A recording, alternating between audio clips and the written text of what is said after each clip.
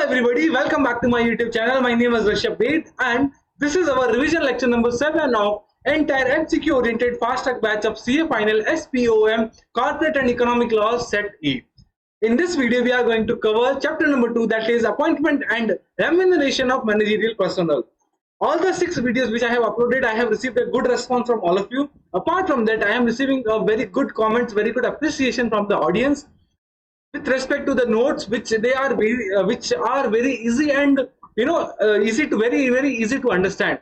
So please share this entire video series, this video, to all your friends, whoever is having any kind of doubts, any kind of tension with respect to SPOM examination, because these notes are very helpful and students are clearing examination in the very first attempt in just minimal efforts. Now, without wasting much of time, let us begin.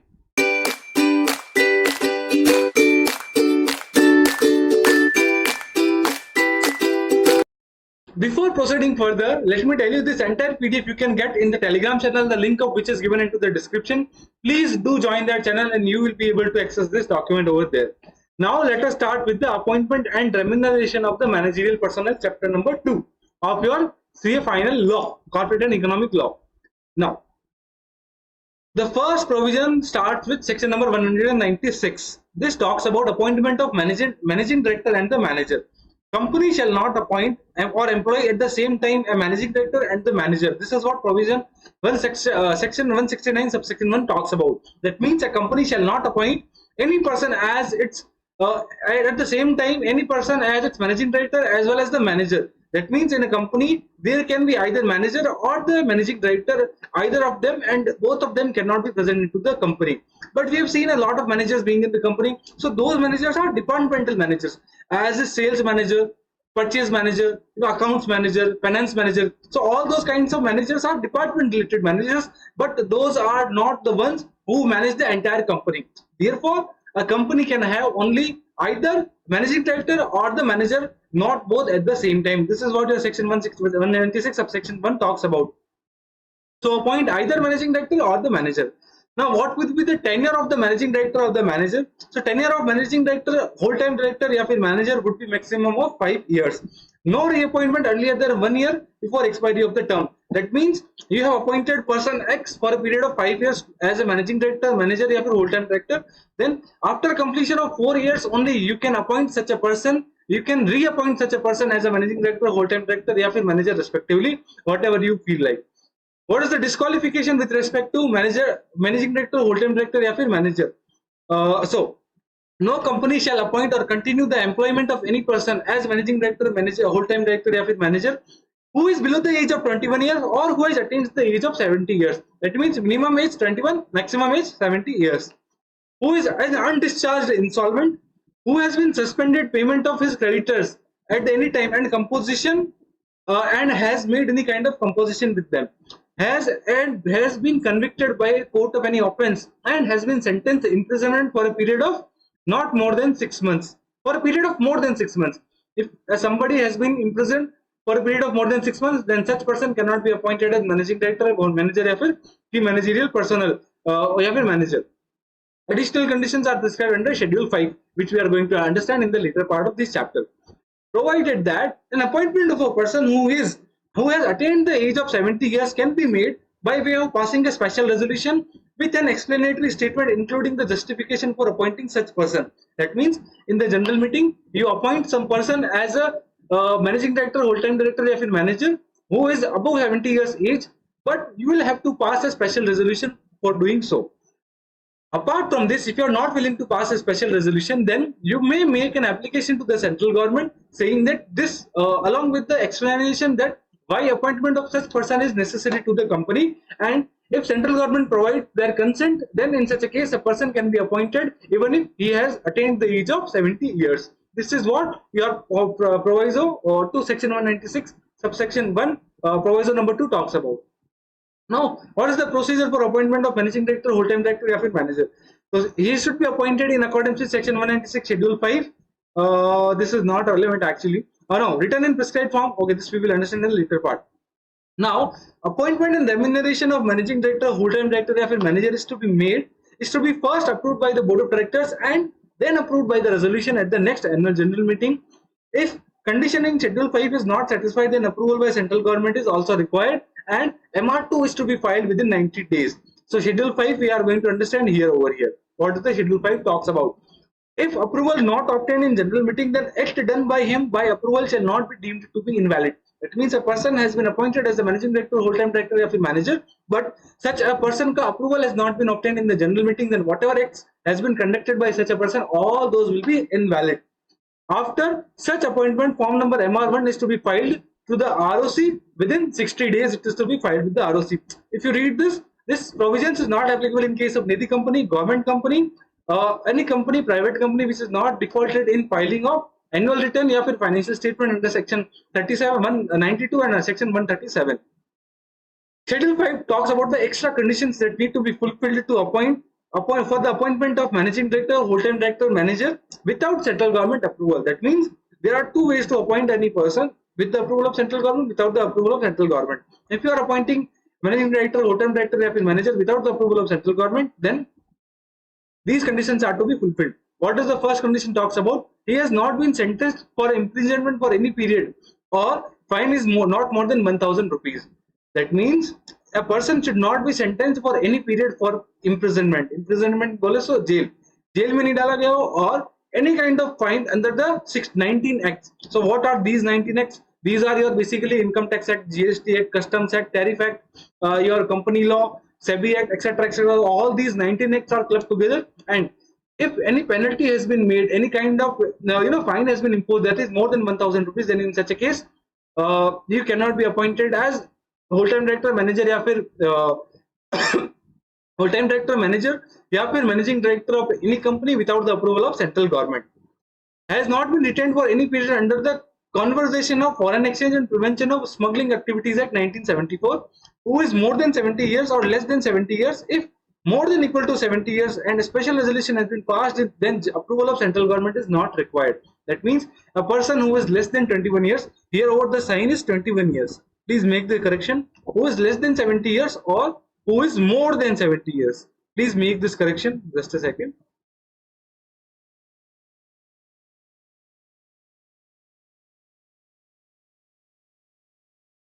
Who is less than 21 years or more than 70 years, as such a person cannot be appointed until and unless an approval from central government has been obtained.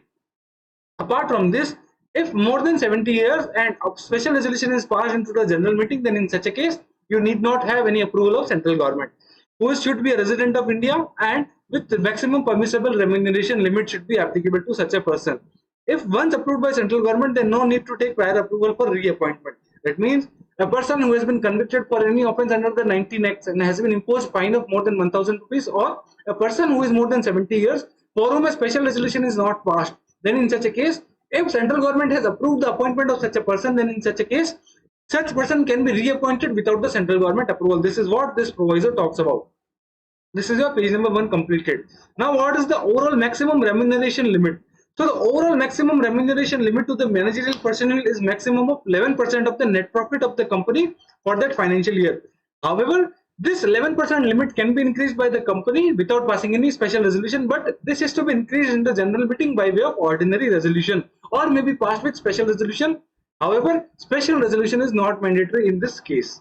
You can do so by way of passing a general meeting, by way of passing a resolution into the general meeting. If there is one managing director, whole-time director, या फिर manager, if there is only one managing director या फिर whole-time director या फिर manager, then maximum remuneration can be 5% of the net profit of the company. However, this can be increased. The remuneration can be more than 5 years if in the general meeting special resolution has been passed. If you see all these 3 points, there is a requirement of passing a special resolution into the general meeting. However, in case of point number 1, even if you are paying more than 11%, then there is no requirement of passing a special resolution, but you should authorize that remuneration into the general meeting. That's all is the differentiation between the first point and the last 4 points. So please be very, very careful with these kind of limits, and an MCQ can be formed definitely from these limits also. Now, if there is only one managing director, whole-time director, or manager, then maximum remuneration is 5% of the net profit. If there is more than one MD, whole-time director, or manager, then 10% of the net profit can be paid. However, this can be increased by passing a special resolution into the general meeting. There are directors who are neither managing director, not if there are directors who are neither MD whole-time directors या फिर managers, then apart from MD whole-time director या फिर manager, whoever are the directors or MD whole-time director and manager are not present into the company, then the other directors can be paid maximum of 1% of the 1% of the net profit of the company if MD whole-time directors are not present. Okay. So approval can be obtained in the general meeting. Now point number 5 talks about if there are directors who are neither managing director or whole-time directors, then 3% of the net profit of the company if there is no managing director or whole-time director. Just a second, there is a little confusion. If there are directors who are neither managing directors nor whole-time directors, that means there are directors, managing directors are present into the company, but there are other directors also. Then in such a case, the maximum remuneration can be 1%. But if there is no MD whole-time director, then the maximum remuneration to the other directors would be 3%.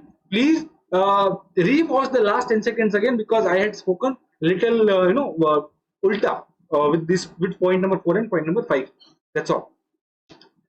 However, if you are going to pay excess remuneration in excess of these 5%, 1% limits, then in such a case, if there is an outstanding of public financial institution, banks, non-convertible debenture holders, then approval of them is also required before any kind of increase in ceiling of increase in remuneration limit for those MD whole-time director or manager. Now we learned about MD whole-time directors. Now who is a key managerial personnel? So key managerial personnel definition is given under section 2 clause 51 में. It talks about MD, whole-time director, CS, CFO, officer not more than one level below the directors or any other person who is prescribed by the directors. So this is the definition of your key MPs, key managerial personnel.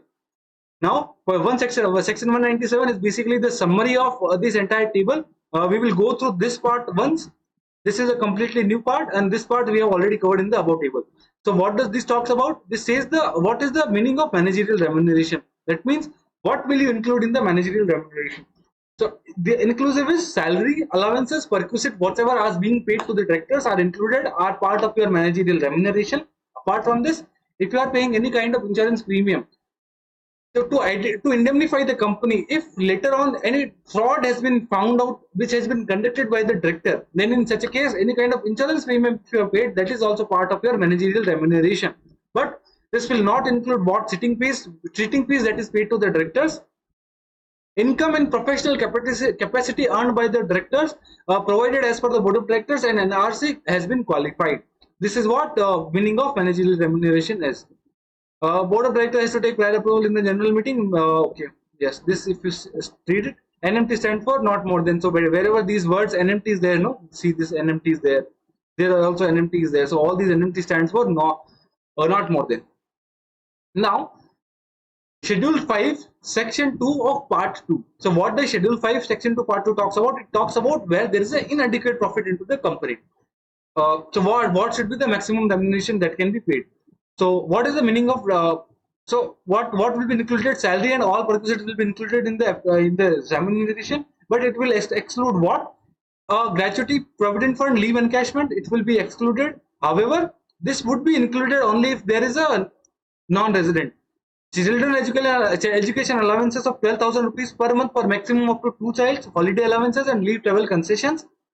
Now, maximum remuneration to the whole-time director, managing director, या फिर WTD, manager, non-executive director, including independent director, is based upon the effective capital, which we are going to learn over here. Now, what is the standard yearly remuneration that is to be paid in case there is an inadequate profit? That means the profit is not sufficient to pay to the directors. If it is negative to up to 5 crore, then it should be to the managerial personnel. Managerial personnel definition we learned over here in the last page. So if you are paying any remuneration to any of them, these are key managerial personnel. So the maximum remuneration in case there is an inadequate profit, then if effective capital is negative or up to 5 crore, less than 5 crore, negative to less than, the sign is over, less than 5 crore. Negative to 5 crore, then managerial personnel can be paid maximum of 60 lakhs, whereas other directors can be paid only up to 12 lakhs. If effective capital is more than or equal to 5 crore but less than 100 crores, then it is not equal to or less than, it is only less than 100 crore, then remuneration to the KMP is 84 lakhs, whereas to the other directors it is how much? It is only 17 lakhs. if you see the third point, it talks about more than equal to 100 crore but less than 250 crore, then KMP can be paid 120 lakhs, whereas the other directors' remuneration will be maximum of 24 lakhs. If effective capital is more than 250 crore, more than or equal to 250 crore, then remuneration to the key managerial personnel would be 120 lakhs plus 0.01% of the effective capital in excess of 250 crore. That means let's say 300 crore of total effective capital is there. So 50 crore ka 0.01% you have to calculate, and you have to add that amount with 120 lakh. That is the maximum amount of remuneration that can be paid to the KMPs. Further, the same concept applies to other directors also. An MCQ was asked from this concept in my examination, wherein I had to calculate the effective capital and I had to also answer what is the maximum remuneration that can be paid to the managerial personnel. So please by heart these limits. Now I will tell you a shortcut how to by heart this. If you see, these limits are just 5x of what it is. 60 lakhs is 5x of 12 lakhs. 84 lakhs is just 1 lakh less than 5x of 17 lakhs. So 17 5s are 85 lakhs. So if you reduce 1, then it will be 84 lakhs. 24 lakhs and 120 lakhs. So 120 lakhs is exactly 5 times of 24 lakhs. So how this is how you can remember. So 5x of the remuneration that is paid to the other directors. However, there you have to reduce minus 1, and you will be able to get this value also. This is what your effective capital. Now we understood what is the maximum remuneration that can be paid, but what is the meaning of this effective capital? What is the meaning of what this effective capital? So effective capital means T1 minus T2. What is T1? T1 is nothing but paid up share capital plus securities premium plus reserves and surplus, excluding your revaluation surplus, and you have to add any long-term loans and deposits in excess of more than 1 year. So these are part of your T1, and T2 may you have to exclude what? You have to include T2 may investment, accumulated losses, preliminary expenses not written off, application money to be refunded, whatever you have received. So these are to be included in T2, and if you do T1 minus T2, and you will be able to get the exact amount of effective capital. This one you can read on your own. Okay. Section 198 talks about calculation of the profit. So how will you calculate the profit? We learned X percentage of net profit. So what is the meaning of net profit? So net profit ka meaning, what is the amount, what is the income that needs to be included? So all the income will be included, including subsidies from the central government, except if central government is otherwise directed that you need not to include, then you will not include. Otherwise, all the income, subsidiaries, bounties, grants, etc. will be included in your income. But what will not be included in the income? Income may include hoga profit by way of premium or discount, unless the company is an investing company. Profit on sale of forfeited shares, profit from capital nature. D is profit from sale of immovable property unless ordinary business is there, and unrealized gain, not still gain from the revaluation of the assets.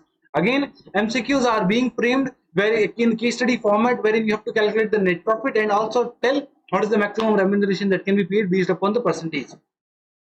Now what you can include and what you should exclude while calculating, while net profit for the expenses. So these are the deductible expenses and these are non-deductible. If you give it a read, you will be able to easily understand it. Now, what is the sitting fee provision? Section 197 subsection 5 talks about the sitting fees. Sitting fees shall not exceed 1 lakh rupees per meeting of the board of directors. For urgent meeting, no separate fees is to be paid. However, fees to the independent directors and the women directors shall not be less than what is paid to the other directors. This we have learned in our directors chapters as well. Section 197 subsection 9 and 10 talks about if directors draws excess remuneration, then section 197. We have learned if there is an adequate profit, if there is an inadequate profit, then what is the maximum remuneration that can be withdrawn. But if director withdraws more remuneration than what is prescribed under section 197, then it is to be refunded within 2 years. Okay, excess remuneration is to be refunded within 2 years, and it is to be held in the trustees of the company. So if you read this word carefully, an MCQ was asked in my examination saying that if excess remuneration is withdrawn, then in such a case, such a remuneration is to be held by the directors in whose name? It is to be held in the interest of the trustees of the company. So please be very careful with this.